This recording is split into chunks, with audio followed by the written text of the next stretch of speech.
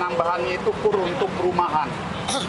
Sesuai dengan target Pak Presiden untuk mendorong optimalisasi percepatan pembangunan 3 juta unit rumah di seluruh Indonesia.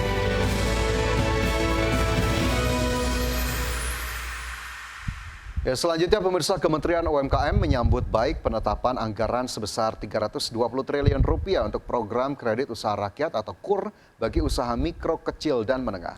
Penetapan anggaran untuk tahun 2026 ini dipandang mampu menggerakkan pengusaha dalam akses pembiayaan mudah. Menteri UMKM Maman Abdurrahman menyambut baik alokasi anggaran 2026 sebesar 181,8 triliun rupiah untuk pembangunan desa, koperasi, dan UMKM. Maman menyebutkan naiknya angka KUR sebesar 20 triliun menjadi 320 triliun rupiah ini nantinya terbagi menjadi beberapa sektor, di mana 280 triliun untuk KUR UMKM, 20 triliun untuk KUR padat karya, dan sisanya akan dialokasikan untuk KUR perumahan sebagai wujud percepatan program 3 juta rumah. Dengan adanya penetapan anggaran khusus untuk KUR ini, diharapkan mampu menggairahkan dan memudahkan para pengusaha mikro, kecil, dan menengah dalam mengakses pembiayaan murah. Kenaikan KUR itu, kalau terkait KUR untuk UMKM masih sama angkanya, kurang lebih 280 untuk KUR-nya, 20 T untuk KUR padat karya, jadi kurang lebih 300 T. Nah, yang penambahannya itu KUR untuk perumahan. Sesuai dengan target Pak Presiden untuk mendorong optimalisasi percepatan pembangunan 3 juta unit rumah di seluruh Indonesia. Pemerintah menetapkan anggaran sebesar 181,8 triliun rupiah untuk program pembangunan desa, koperasi hingga usaha mikro, kecil, dan menengah pada tahun 2026. Angka ini nantinya terbagi untuk program prioritas mulai dari alokasi desa, koperasi merah putih hingga KUR UMKM. Menteri Keuangan Sri Mulyani Indrawati menyebutkan pemerintah bakal mengalokasikan anggaran di RAPBN 2026 untuk pembangunan desa, koperasi, dan UMKM sebesar 181,8 triliun rupiah. Anggaran sebesar 181,8 triliun ini akan dibagikan ke dalam beberapa sektor, mulai dari kredit usaha rakyat sebesar mencapai 320 triliun, subsidi bunga sebesar 36,5 triliun, dana desa mendapat alokasi 60,6 triliun rupiah. Selain itu, pemerintah juga menempatkan dana sebesar 83 triliun di bank-bank himbara untuk mendukung kredit dana mitra produksi atau KDMP dan koperasi desa. Untuk desa, koperasi desa nanti Pak Menko Zulhas bisa menambahkan, kami memberikan anggarannya. Kalau untuk KUR, kredit usaha rakyat, Pak Menko Perekonomian dengan program-program yang menggunakan kredit usaha rakyat, itu total kredit 1 tahunnya, tahun depan mencapai 320 triliun. Subsidi bunganya akan mencapai 36,5 triliun rupiah.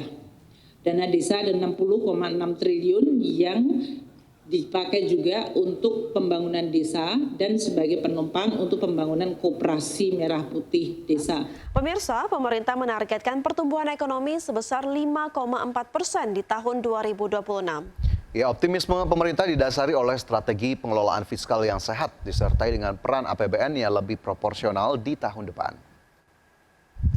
Presiden Prabowo Subianto menegaskan pengelolaan fiskal yang sehat disertai dengan efektivitas transformasi ekonomi dan peningkatan kesejahteraan rakyat. Tahun 2026 menjadi tahun proporsional bagi peran APBN bagi perekonomian, di mana APBN akan diutamakan untuk pemenuhan kebutuhan dasar dan layanan publik terbaik bagi rakyat. Sedangkan untuk aktivitas ekonomi bernilai tambah tinggi dan memberikan keuntungan komersial, pemerintah akan mengoptimalkan peran Danantara, termasuk melibatkan swasta nasional dan global secara sinergis dan kolaboratif.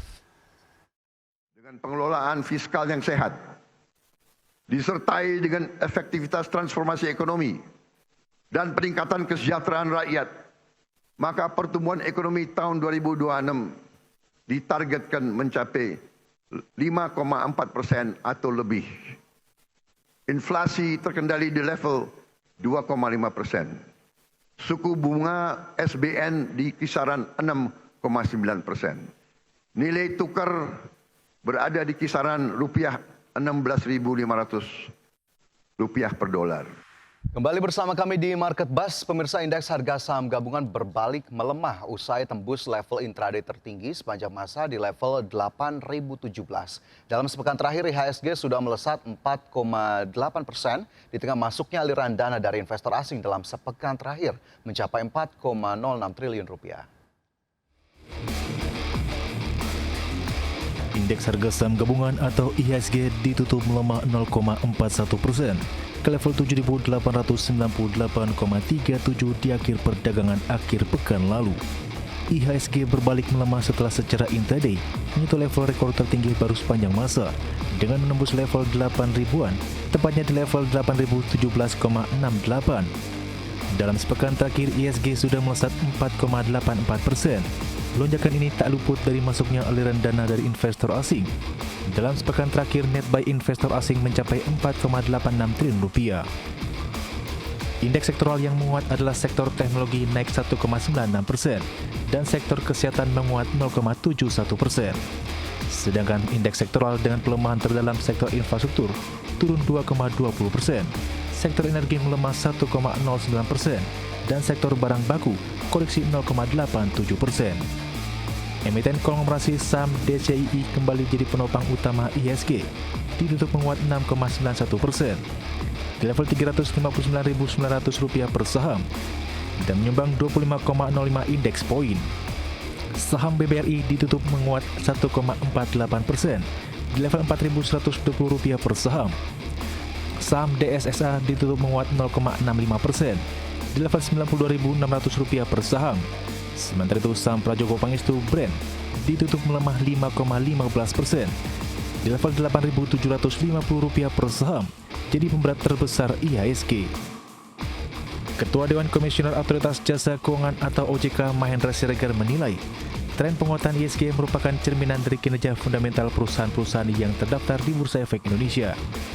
Kenaikan indeks tidak hanya mencerminkan kinerja perusahaan-perusahaan besar, namun juga perusahaan berukuran menengah. Selain itu, penguatan IHSG juga menggambarkan perkembangan sentimen pasar terhadap kondisi yang lebih luas, yakni ekonomi makro dan global, yang memberikan sedikit kepastian setelah sempat terjadi kekhawatiran pasar.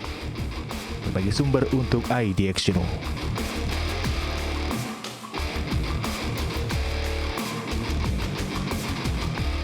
Harga minyak melonjak sekitar 1% pada Senin setelah perundingan antara Presiden Amerika Serikat Donald Trump dan mitranya dari Ukraina menyusul pertemuan puncak Amerika Serikat Rusia di Alaska yang belum menghasilkan keputusan. Minyak mentah berjangka Brent ditutup menguat 1,14% menjadi $66,6 Amerika per barrel, sementara minyak mentah berjangka West Texas Intermediate naik 0,99% menjadi $63,42 Amerika per barrel. Pada pekan lalu, Brent melorot 1,1%, sementara WTI anjlok 1,7%. Trump dan Presiden Ukraina Volodymyr Zelensky bertemu di Gedung Putih pada Senin untuk membahas cara mengakhiri perang Rusia di Ukraina. Sebelumnya, KTT Alaska berakhir tanpa kesepakatan untuk menyelesaikan atau menghentikan perang, meski Trump muncul dari pembicaraan yang lebih sejalan dengan Moskow dalam mengupayakan kesepakatan damai alih-alih gencatan senjata terlebih dahulu.